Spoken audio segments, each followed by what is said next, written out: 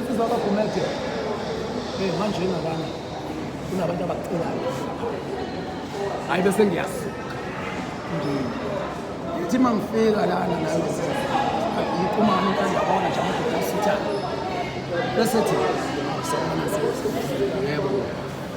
bese bethi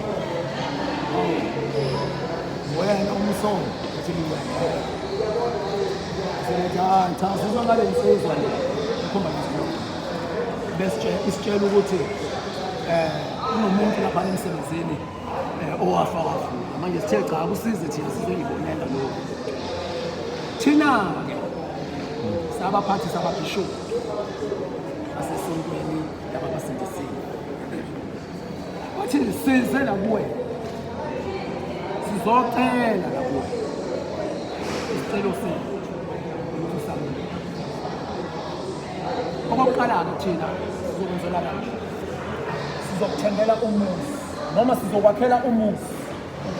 kuzoba kuwena noma sikuthengele umuzi kwakho omusha sha bese sikuthengela imoto entsha ntsha bese sisuka lapho futhi wena sizokugcoba la esontweni uzoba ibishop elikhulu bonke abaningi bazoba ngaphansi wayithini njengoba sikhuluma nawe wena uzoba umphathi sicela thina ukuthi ungasho ukuthi wabona usheya ithi wena wafika ujini bathi uzoba nemali yonke ayikho into ozoyisela afele ngafela njengabalisho ikhona izolahla uNkulunkulu ekubuyise kude sengimnike athi bela cha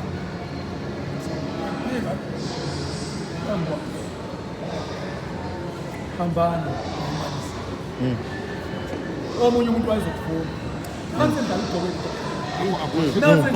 idlalile akhohlisweni uzohlala phansi wena kuze abantu beletha imali kuwena uyibishop uyawuthi into yenziwa kuwena ukokomela wena kuze imali njengama-trade phela kuqanjwa mama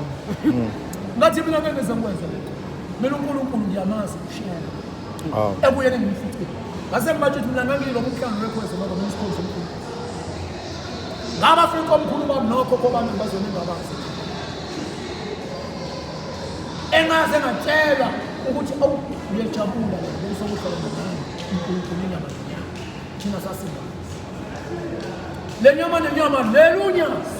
unyazi njengoba kwashiwo kuthiwa uNkulunkulu uyobuya ngesikhathi sesitanga unyazi lolu ilona umqalo wenza umgobelo